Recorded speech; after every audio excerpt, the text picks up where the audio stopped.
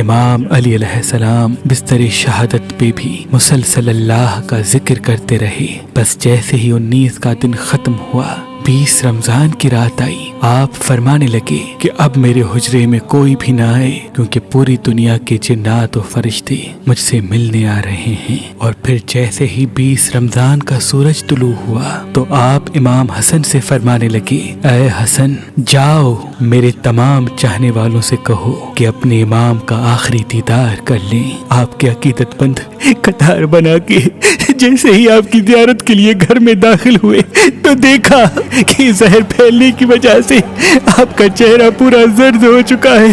سب چیخ کے رونے لگے۔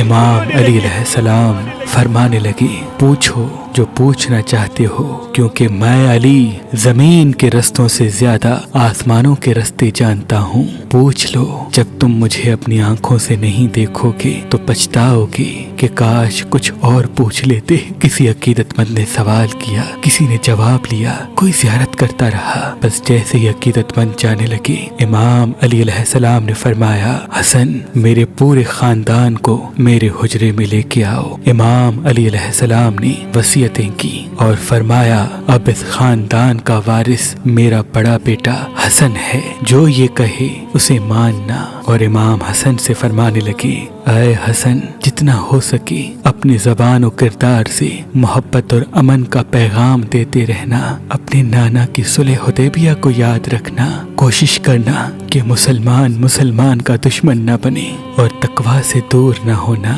اگر دنیا تمہارے قریب آئے بھی تب بھی اس سے دل نہ لگانا۔ دنیاوی چیز نہ ملنے پر کبھی افسوس نہ کرنا۔ ہمیشہ حق بات کہنا، مظلوم کی مدد کرتے رہنا۔ حسن، حسین، جہاں تک ہو سکے میرے اس پیغام کو ہر ایک تک پہنچانا کہ اپنے کام ذمہ داری سے کرتے رہیں اور اپنے درمیان تعلقات کو اچھا بنائے رکھیں، کیونکہ میں نے تمہارے نانا حضرت محمد مصطفیٰ صلی اللہ علیہ وآلہ وسلم سے سنا ہے کہ لوگوں کے بیچ میں صلح کروانا ہزاروں سالوں کے روزہ نماز سے بہتر ہے، اور یتیموں کے بارے میں اللہ سے ڈرتے رہنا کہ کبھی وہ بھوکے نہ رہیں، اور پڑوس میں رہنے والوں کا خیال رکھنا، کیونکہ اللہ کے رسول پڑوسیوں کے بارے میں بار بار اتنی نصیحت کرتے کہ لوگ سمجھنے لگتے کہ شاید اللہ کے محبوب ان کو ہمارا وارث بھی بنانے والے ہیں۔ اور قرآن کو سمجھنے اور اس پہ عمل کرنے میں دیر نہ کرنا، ایسا نہ ہو کہ دوسرے قرآن کو سمجھ کے تم پہ حکومت کرنے لگے۔ نماز کے بارے میں اللہ سے ڈرتے رہنا،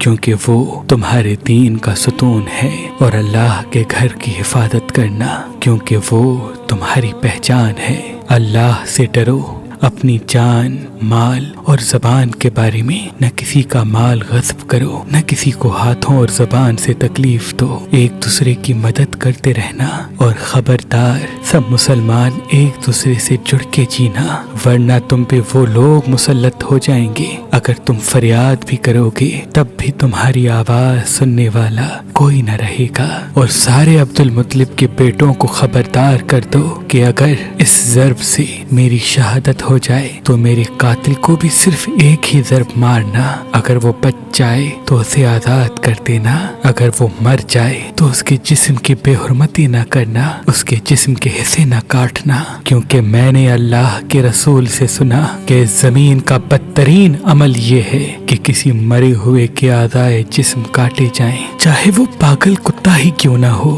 حسن، میرے جنازے میں کسی کو شریک نہ کرنا، پیچھے سے حسن و حسین تم اٹھانا، آگے سے جبرائیل و میکائیل اٹھائیں گے اور اس کو ایک اونٹنی پہ رکھ دینا، جہاں وہ اونٹنی رکے گی وہاں میری قبر بنی ہوئی ہوگی، اور میری قبر کا کسی انسان کو نہ بتانا، کیونکہ اللہ کے دین کے دشمن یہ چاہیں گے کہ میری قبر کھود کے میرے جسم کی بے حرمتی کریں۔ پھر آپ حضرت عباس کو دیکھ کے فرمانے لگے، اے تم کو میں نے کربلا کے لیے اللہ سے مانگا ہے، آج سے حسین تمہارا آقا ہے، ان کی غلام بن کے جینا۔ پھر امام حسین کو دیکھا اور رو کے فرمانے لگے، اے حسین، تیری شہادت کی خبر تیرے نانا نے تیری آمد کے وقت ہی سنا دی تھی۔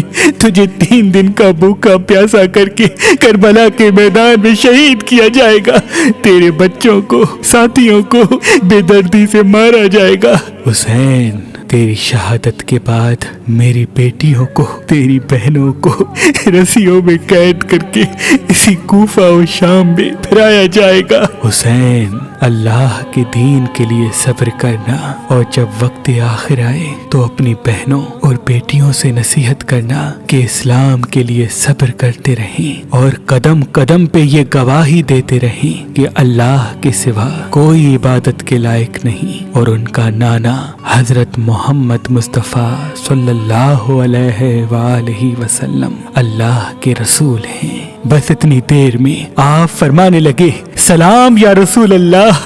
سارا خاندان چیخ کے رونے لگا اور کہنے لگا، اے ہمارے مولا، کیا ہمارے درمیان اللہ کے رسول موجود ہیں؟ امام علی علیہ السلام نے مسکرا کے فرمایا، ہاں، اللہ کے محبوب اور تمہاری ماں فاطمۃ الزہرا سلام اللہ علیہا مجھے لینے آئے ہیں۔ بس پورا گھر زار و قطار رونے لگا، اور یوں امام علی علیہ السلام نے اپنی آنکھیں بند کر لی۔ آپ کی وصیت پہ عمل کرتے ہوئے آپ کے جنازے میں کسی کو بھی شریک نہیں کیا گیا۔ پیچھے سے حسن و حسین نے اٹھایا تو آگے سے وہ جنازہ خود بخود اٹھنے لگا، اور ایک نورانی اونٹنی ظاہر ہوئی، جنازے کو اس پر رکھا اور وہ کوفے سے باہر چلتی گئی۔ ایک ویران جگہ پہ جا رکی جہاں ایک چمکدار پتھر تھا۔